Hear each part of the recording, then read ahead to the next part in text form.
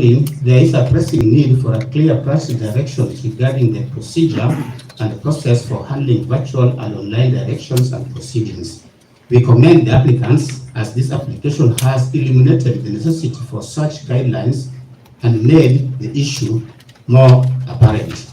As such, we hereby direct the Honorable Deputy Registrar of this division to transmit a copy of this ruling to the Honorable Chief Justice. Before we conclude, the bench wishes to once again emphasize its unwavering commitment to objective neutrality in this matter. We assure all parties that their right to a fair hearing remains fully safeguarded. The bench, acting in fidelity to its oath of office and in strict adherence to the dictates of the Constitution, remains resolutely committed to the fair and just determination of the issues before it. Finally, the application dated 22nd of October 2024 is disallowed with cause in the course. Leave to appeal is hereby granted. Certified copies of these proceedings and rulings shall be availed upon payment of the requisite court fees as the case may be. That's the ruling of the court.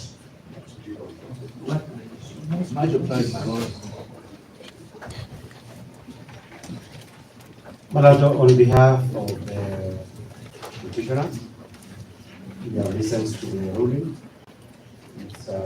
We have got no problem with the feasibility of it one way or the other. We leave it to our clients the decision of whether or not they will appeal the ruling, largely because of a number of instances where words have been put into the mouths of the petitioners that were never uttered.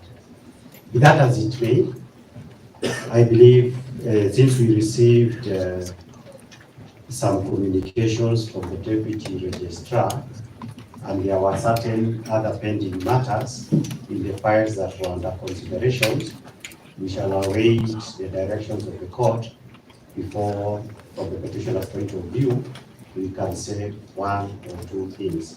I do not know whether this is as Malani Senior, Honorable Mwite has anything to add.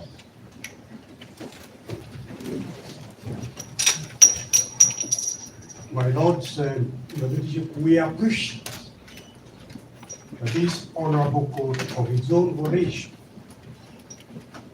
has granted leave to appeal. Speaking for myself, obviously the decision is that of the client. So I will be advising the client, but it is for the client to make the final decision. But in fairness to me as counsel, another counsel on this bench,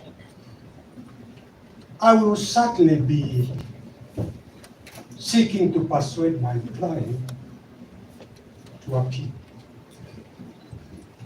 One issue of accusing counsel to have been talking to the gallery, that is not something that should be left on the record of this court.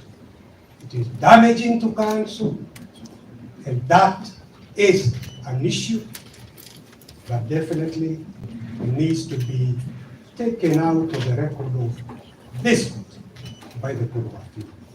It was a very unfair position. May it please the court, on behalf of the respondents, we thank you for the time and nature of the delivery of that ruling to allow this matter to proceed.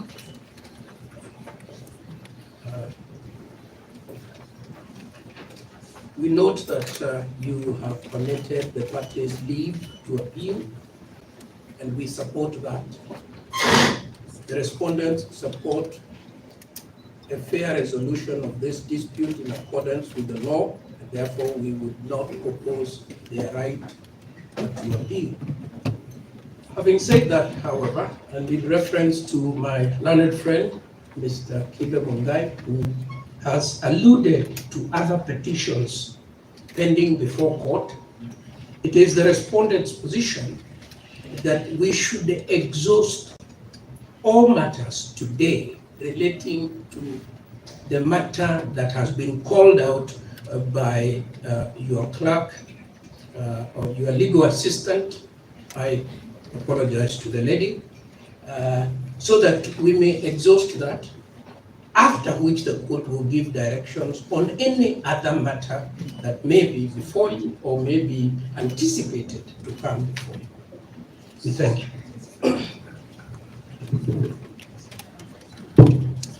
My Lord, my Lady, on behalf of the National Assembly, I wish to express our gratitude for the very clear ruling that the court has delivered this afternoon. The ruling has dealt conclusively, not just with the matters that were contained in the application that was hurriedly filed and responded to yesterday afternoon, but indeed some of the other peripheral issues that the petitioners unfortunately took a lot of court time yesterday to deal with. My Lord, my Lady, the National Assembly has filed an application dated the 18th of October 2024. And I believe that application was referred to in the ruling a few moments ago.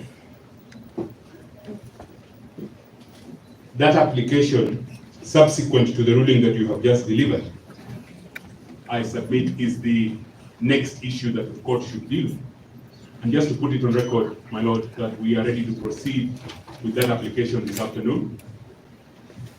Members of the court will recall that last week on Tuesday, on the 15th of this month, at an hour not very different to this, when it suited the petitioners to have their application for conservatory orders heard, they insisted on it being heard.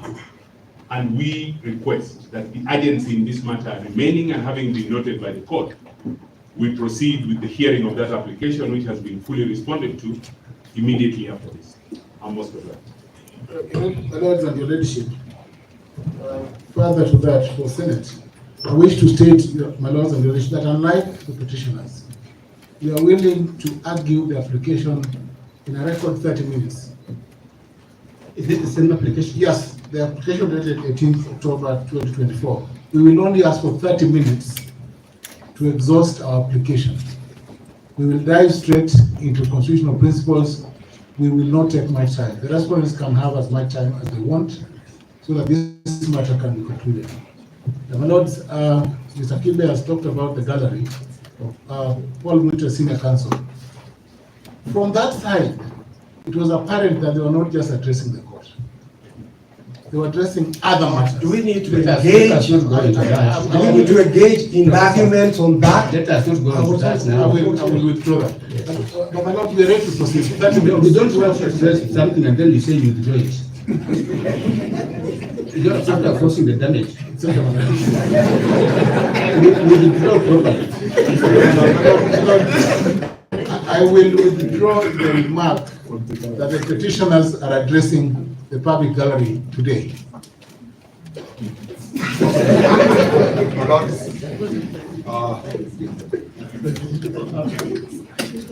My Lord, with your permission, my lady, yesterday we were barred from being part